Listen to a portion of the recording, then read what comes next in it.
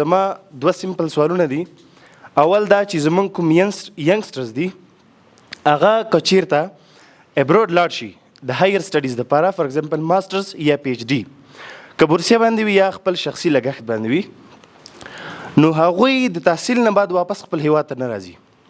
د دې د ټول نه غټ لامل شی ده او د دې نیګیټیو او پوزیټیو امپیکټس په د هیواد باندې شی دي. دویم سوال زما دا ده چې زمونږ کوم سکول چایلډز دي هغوی د 12 نه فارغ شي خو they don't even know their future, what to do and which field to select. So these are two simple questions. دا ورور دوه پوښتنې دي چې یو خو د څوک چې افغانستان نه بیرون ځي درس ته اول دا د ښه خبره ده او که نه ده او که ځي بیا اکثر بیرته نه راځي دا څنګه دی او دویم د ماشومان چې کله مکتب نه فارغېږي هغوی حتی نه پوهېږي چې شی وکړي دا دوه پوښتنې دي. اول آیا څوک باید افغانستان نه بیرون درس ته لاړ شي؟ زما جواب دی بلې هاو. دلیل دا دی چې ته یو هلته دومره څه به زده کې نه په پوهنتون کې بلکې د عوامو نه د خلکو نه سترګې د خلاصېږي خلک ګوري ته کښېنې پاسېږي ورسره ډېر څه زده کوې.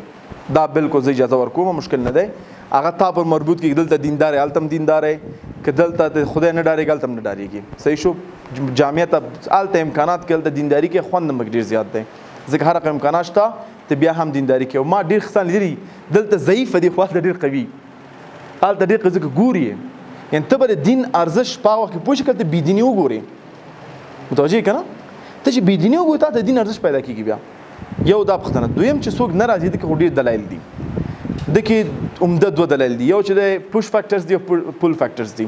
پوش فیکټرز دا چې افغانستان کې د وظیفو کموالی خو زه په دې فکر چې افغانستان کې وظیفې کمې نه دي افغانستان کې ټیلنټ کم دی خصوصا دې حالت کې یعنې دلته زموږ منیجران ناست دي هر وخت ته وایي چې موږ هفتو ګرځو کس نشو پیدا کولی. افغانستان کې وظیفې کمین دي افغانستان کې ټیلنټ کم دی. اوس ټول ماشاءالله موږ حقوق او د هغه نه فارغ یو څه ته وایي کوم څو چې اقتصاد او حقوق او ټول عمومیات هم لوستي دي یو مسلک هم نه زده کړی دا یو خبره. دویم چې نه راځي څو دلایل کېدی شي موږ تقریبا 15 میلیون افغانستان افغانان بیرون یو دا بده خبره هم نه ده که نه راځي هغه د خلکو انتخاب دی. بیا هم افغانستان سره کومکونه کوي ماشه دا ځوان ګورې نه ته لس کاله بعد راغلی دی. یعنې زه شوقي نه یم چې انسانان یو جغرافي محدود کړم نه انسان طبیعت دی چې کوم ځای کې د خپل ژوند نه راضي دی کوم ځای کې دین ته مفید دی عمل ته دې لاړ شي که هغه په افغانستان کې دی که هغه په بنګلادیش کې دی که هغه په نیمبکتو کې دی که هغه په یو کې دی دا ته څوک هم نشي کولی ته چې بیرته راشه یا هلته ودونه وکړي یا تجارتونه جوړ کړي بل څه وکړي لیکن یو مسلمان خیاست لکه باران دی چې په هر ځمکه ورېږي هغه ځمکه شنه کوي. موږ باید باران په شانتي وشو که افغانستان کې په هر ځای کې بدون شک موږ د ملک حق لري د قوم موږ باندې حق لري چې په هر ځای کې خپل وس مطابق بیرته بیا خپل هموطنانو سره خپل ملک سره بیرته همکاري سره چې وسم کېږي هغه باید وکړو. جزاک الله خیر. لیکن زه د خارجي پوهنتون خلاف نه یم. دویم پوښتنه دا د ما د باندې تفصیلي ویډیو ډکه کړې ده تقریبا 14 دقیقې ده هغه به ټول تاسو نه بور کومه. لنډ دا دی زمونږ د مکتب کوم سیستم چې نصاب سیستم اوس لرو دا 200 کاله مخکې صحیح و فکر کوم کوم غلط و لیکن اوس هیڅ قابل تطبیق نه دی خصوصا د ای آی سره او جنریټیو ای آی سره خو بیخي د قابل تطبیق نه دی. کانکور کې امتحانونو کې سوال راځي چې د سروبي سو ټربین نه دي سروبي د بند د خدای بنده او بل ټربین پکې ولګو نو بیا د سرخکانو بند 100 میگا واټه برق تولیدوي اوبه کم 2 میگا واټه کم تولید کې ته ناکامي څه چل کې من یقین کې ما الحمدلله د پروګرام لپاره نظر کړی دی چې یقین کې زما پلان اوس دا دی ان شاء الله چې یو خو ماشومان موږ په پروجیکټ بیس باندې کامیابو په نمرو باندې نه هر یو کس ته پروجیکټ ورکو په هر مضمون کې چې هغه مجبور کو څنګه فکر وکړي او مشکل حل لاره ولري نه میخانیکي ماشین وسی. دویم چې کله هم یو سړی نه هم ته ځي هغه نه بعد ته به رشته انتخاب شي. ګورئ زه به تاسو 3 ملکونو وضاحت درکړم ماشاءالله اروپا یو کې درس ویلی دی دا هم تاته وایي چې یو کې هم معلوم دی چې ته مکتب نه بعد ته چې مثلا جی سی سی نه لولې یا مثلا او لیول کې ای لیول کې یونیورسټي ته ځې کوم مضمون ته ځې ساینس ته ځې سوشل ساینس ته ځې اپلایډ ساینس ته ځې ټول معلوم دي. لیکن ما ته د فنګلند او د جرمني هغه خوښ شوی دی ایجوکیشن سیستم. چا جرمني کې وخت تېر کړی تا جرمني چا وخت تېر کړی دی فنګلند چا وخت تېر کړی څوک شته ښه رڼا نه ښکاري. ښه سوچته جرمني کې وخت تېر کړی دی؟ نشته دی. ښه زه به تشریح کوم ورته. جرمني کې دوی نهم پرومیات لولي، هغه نه بعد بیا مختلف شوله په جرمني کې مکتب ته وایي. ښه یو ریاض شوی لري، یو غات شوی لري. دا مکتب نه بعد یو سړی پوهېږي زه پوهنتون ته ځم او یا زه اوس بلډینګو ته وایي هلته ځم. الحمدلله ما جرمني ژبه زده کړې ده نو ځکه لغتونه مې هغه دي. اوس بلډینګ څه معنا ده چې کوم لاسي کارونه دي، نجاري شوه، رنګمالي شوه، دا هم د جامعو ضرورت دی. نو زه په دې فکر یم چې اسانه کړم ماشوم د دریم صنف پورې باید هغه په جرأت باندې کار وشي، په قارو ته نه شي، پرېږده چې ولوبېږي، تو سره ولوبېږي. هغه حتی فنګلنډ شپږم صنف پورې امتحان نه لري. خبر هستئ؟ شپږم صنف پورې فنګلنډ امتحان نه لري، ځکه هغه نه چې امتحان واخلي چې به ترې وباسي. زما سوال دا دی چې ته د شاګرد نه امتحان شپږم پورې اخلي، ستا هدف څه دی د امتحان کې؟ د هغوی امتحان څه شی دی؟ تا څه کال جنګ کړی؟ نه ماشاءالله نمبر ورکړي ورته. دلته شپږم صنف ماشوم ته چې څنګه نقل وکړم، شپږم صنف پر هغوی امتحان نه لري. هغه نظم چې کله استاد راځي دوی ته درېږي، وظیفه ورکړي دي یو ورځ په مکتب کې خپله استازي، یو ورځ سرمعلمي د ماشوم، هغه مقام کې هغه بوټانو کې چې ته بل ته څه وکړي. شپږم نه بعد دوی په ذهنیتونو کار کوي څنګه دا مشکل حل کړي. بیسټ ایجوکیشن سیستم فنګلنډ د دنیا فنګلنډ دی اوس، او شپږم صنف پورې امتحان نه لري. موږ څه شی کوو؟ موږ ماشوم اول ابتدایي کې په اخلاق او تربیه باندې کار کوو. هغه نه بعد موږ کوشش کوو چې دوی دوه شیانو باندې پوه کړو. موږ یو څنګه فکر وکړي، دویم څنګه خپل پیغام نور خلکو ته ورسوي په سټیج کې جرأت او خبرې. ځکه ته به ډېر پوهېږې لیکن ته چې خپل پیغام نشي رسولی ته هېڅ هم نشي کولی. راځئ تاریخ کې وګورئ، دا اوسني ماډرن تاریخ کې اوباما چا رئیس جمهور کو؟ خبرو ته قانع صحیح که نه؟ حتی هټلر بهترین پبلک سپیکر و. چرچل ته معلوم ده بهترین پبلک سپیکر و. ویسن چرچل دا جدا خبر چې هغوی قتلونه کړي، خلک وژلي دي. مسلوني بهترین پبلک سپیکر و. هر یو تاسو محمد حسن بهترین پبلک سپیکر و. حتی موږ افغانستان سرداران کې لرو چې خبرو کې هغوی ښه دي او په خبرو باندې عوام هم ګټلي دي. زما په کرزی صاحب ښه سپیکر دی، زما په نظر باندې ښه سپیکر دی. باډي لنګویج یې، خبرې همچنان نور موږ مشران لرو چې خبرې ډېرې مهمې دي. ځکه انسان ته څنګه بدلی، څنګه انسان خوځی چې دا کار وکړي، په خبرو یې پوه کوې که نه؟ ته چې سل هوښیار یې، سل هغې ته خبر نشي کولی، څه به پرې وکړې؟ دا یو سکل دی چې خلک باید زده یې کړي.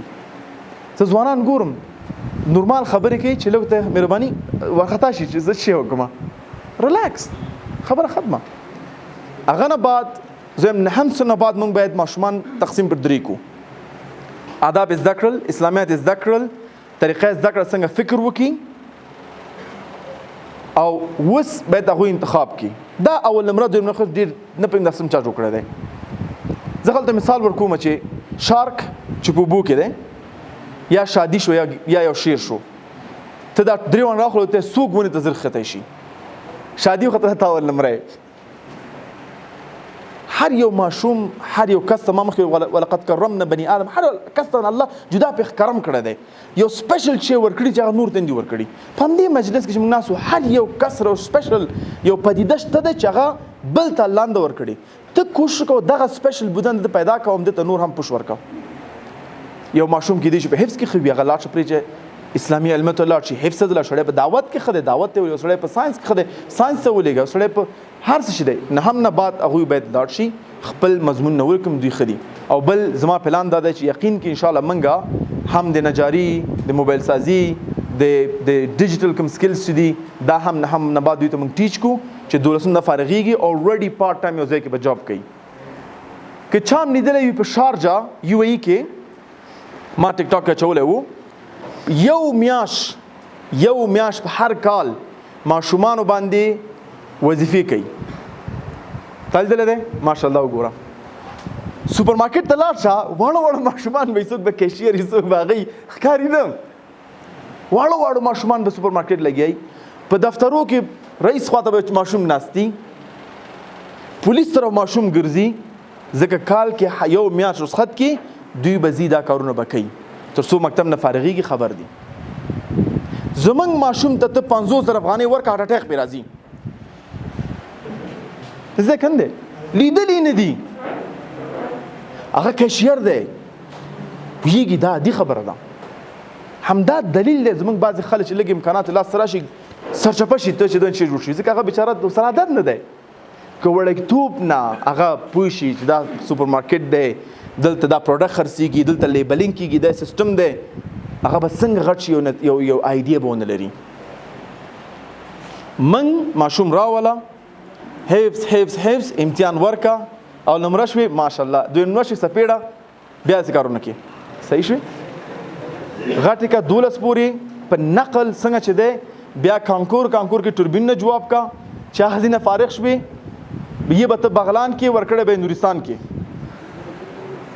نو من باید بدون د شک چې په دې تعلیمي نصاب باندې باید یو فکر وکړو خصوصا ای آی سره خصوصا هغه سره موږ باید یو فکر پرې وکړو نو اوس زه نشم کولی تعلیمي نصاب بدل کړم لیکن تاسو شی کولی شئ خپل اولادونو باندې لاړ شئ ما ته عطاالله ساحل زما نږدې دوست دی ما ته زما 2 زامن دي 1412 زه قمر ته راولم یو میاشت چې هلته قمر کې د هلکانو سره وي خپل اولادونه کشران سوپر مارکیټونو کې یو ځای کې وظیفو کوي یو میاشت دپاره بل ځای کې یو دفتر کې کوي بل ځای هغوی به پوه شي چې دا دنیا چېرته څنګه نه ځي یعنې خپله پرې کار وکوئ خپله ورسره کښېنئ یو اسلامیات دي که همداسې نور مسلکونه دي که فکري کارونه دي خپله پرې کار وکوئ بل په اولادونو باندې پوه شئ چې د دوست دی ما ته یو کس په دې مجلس کې نشي ولی څوک اولادونه له لاس جګ کوي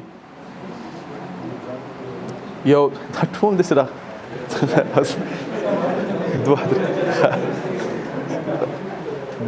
څلور ولا خدای تاسو باندې خیر کړي څونه خلک ودونه کړي دي شرمېږي لاس کې ماشاءالله ان تاسو لاړ شئ خپل ماما خاله کاکا نه پوښتنه کوئ چې د 14 کلن زوی دی صحیح دی د خپل زوی ته ویلي چې زوی ته د خپل دوستان کور ته راوله موږ ورته ډوډۍ کوو زه غواړم سره کښېنم چا ویلي ورته موږ د خپل د زمنو لورګانو دوستانو نه خبر یو عقلا دا چا سره کینی چا ته ارزښت ورکوي څنګه چل دی آیا زمونږ زوی که یو شی پیدا کی اول تاسو خواته راځي یا کشر تا خواته راځي یا یو خوب وګوري یا یو مکتب چې سره وځي لیکن قرآن کې موږ سره درسونه یوسف علیه السلام چاته لاړ چې خوب ولیدو چاته یې وویلې ځکه هغه ریلیشنشپ موږ سره جوړ کړی و موږ چې کور دننه کېږو زوی جدا په تیښته یي لور جدا په تیښته یي ښځه جدا ورخته دا بیا راغلی دی نه ورور یو ماحول جوړ کړئ په کور کې چې هغه دوستانه ماحول وي اولاد تا سره په مینه محبت په راحته خبرې سره وکړی شي د سره کینی دوست نه خبر اوسې چې چا باندې خفه دی چا سره مشکل لري ټول نه باید خبر اوسې چې تی بیا ډایرکشن ته ورکړي